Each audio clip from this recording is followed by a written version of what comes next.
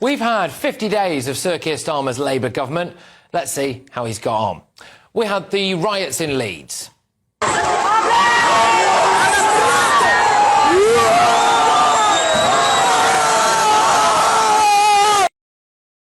Which he stayed largely silent about. We had the Manchester Airport incident, where the Home Secretary appeared to take the side of the two lads who allegedly beat the living daylights out of police, breaking a female officer's nose.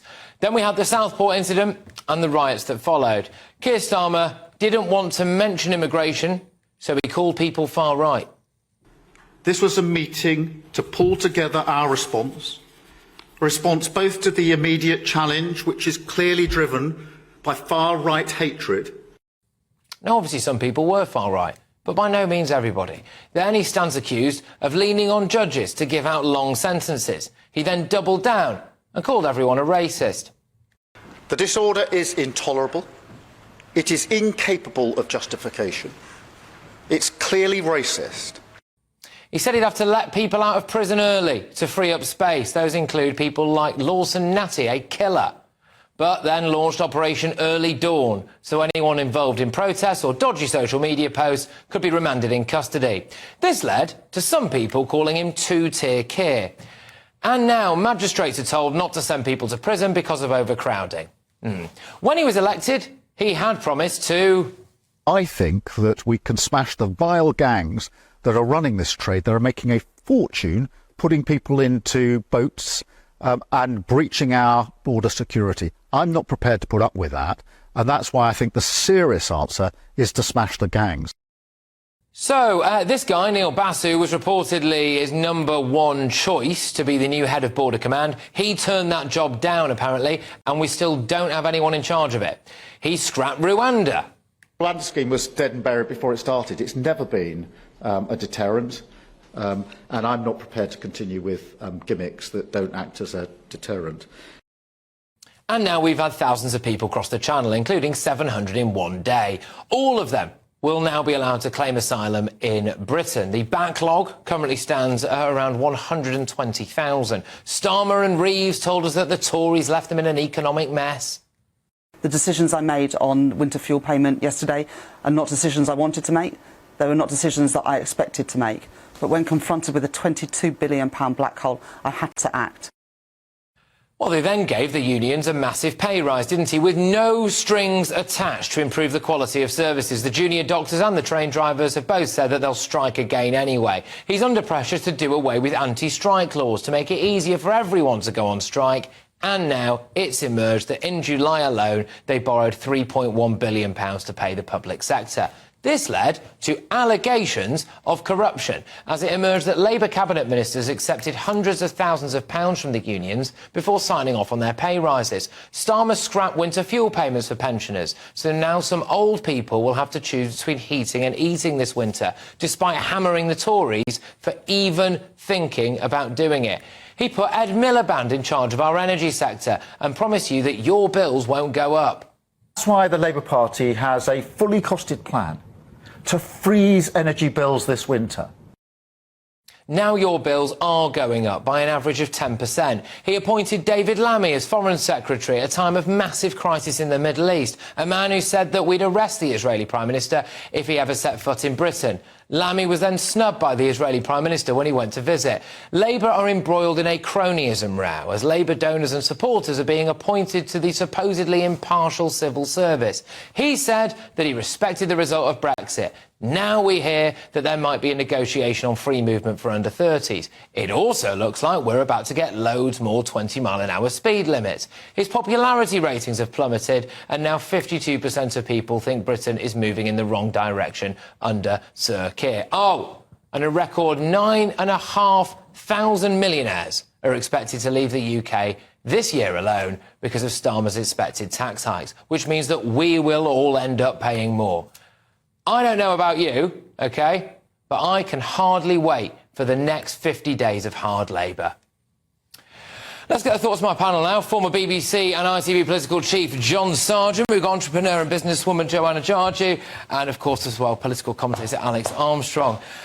Well, when you look at it like that, John, I don't know, how would you evaluate his 50 days Gone Difficult. well? Everyone knew it was going to be difficult. That's why the Tories did so badly in the election. We've got serious problems, particularly about how much public finance there is available. Nothing to do with what little growth there might be or not, but just simply how much we've borrowed. It's a very big figure. It's bigger than anyone imagined a few years ago that we'd reach. That's all got to be paid for.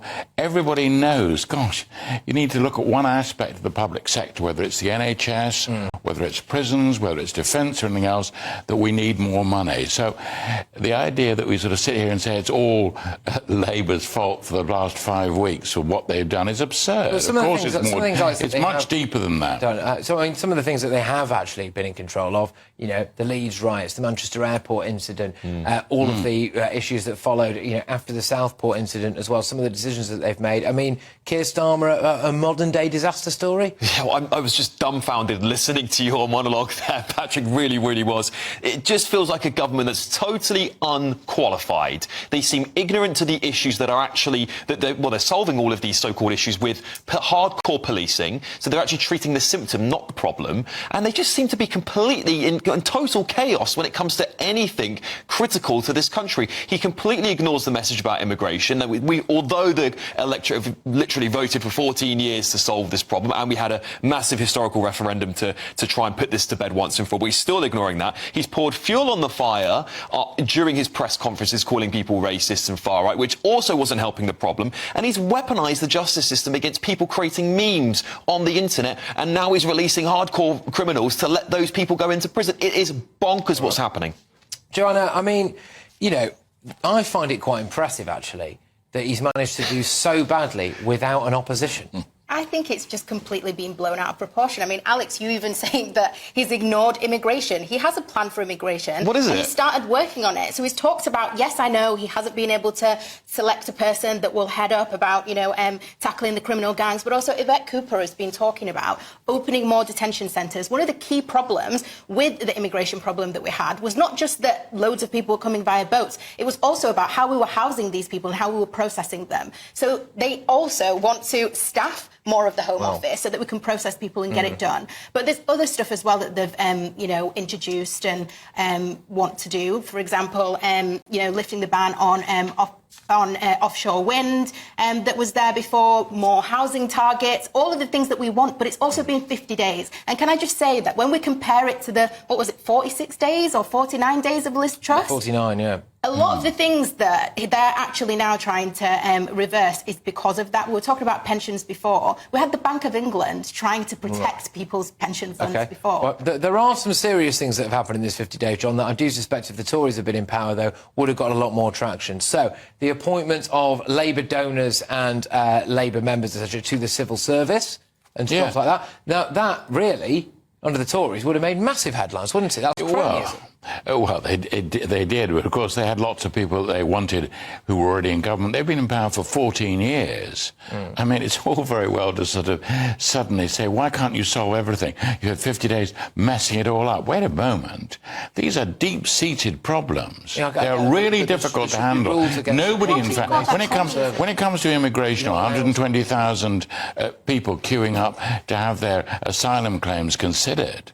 I mean, the list is such a long one. You go through it all the time and then say, and it's Labour's fault. But I go through the long list and I think, to Patrick's defence, John. To Patrick's defence, there is a lot of things they could have done better, and I think, I mean, like I just said it, like, well, yes, but the way he handled the riots was like going on those press conferences and fueling. Hang on, let me speak. Like pouring fuel on an already intense situation is a terrible way to lead. Calling a spade a spade. But no, but that's not. Oh, if you're trying to listen, Joanna, if I asked you to define what the far right is, nobody can come up with a definition of it. So what I'm saying is a spade. If you're trying to burn a mosque, I'm sorry. Listen, but it's just a silly word thrown around that no one knows any meaning for it, and it riles. No, not racist. I'm talking about the far right comment, right? And this is silly stuff, right? The leader of this country needs to be more delicate when he's addressing a divided nation. Let me ask you a question, actually, Alex. If you wouldn't call what those rioters were doing far right, you're to the right of the political spectrum. So would you say that you're in the same. They're in the Well, same I camp as call you them then. rioters. Is exactly what they are. If you want to call a spade a spade, they are rioters. They don't need to be given a political denomination. No, what political motive? What side of the political spectrum were they? Well, I don't think they were on one. I think they're in this independent bit at the bottom. The same way that people who are rioting for Black Lives Matter and pulling statues.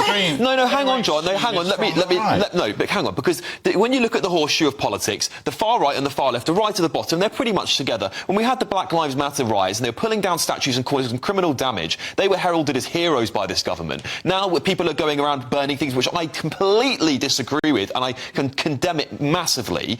We've got to stop labelling people. It just fuels the fire. That's what it is. It's just fueling fire of things that should be calmed down. Let's deal with where Keir Starmer is as it currently stands, right? So 52% of people say that they don't think the country's moving in the right direction under him. Right, His net approval rating went from +7 to 0, I think.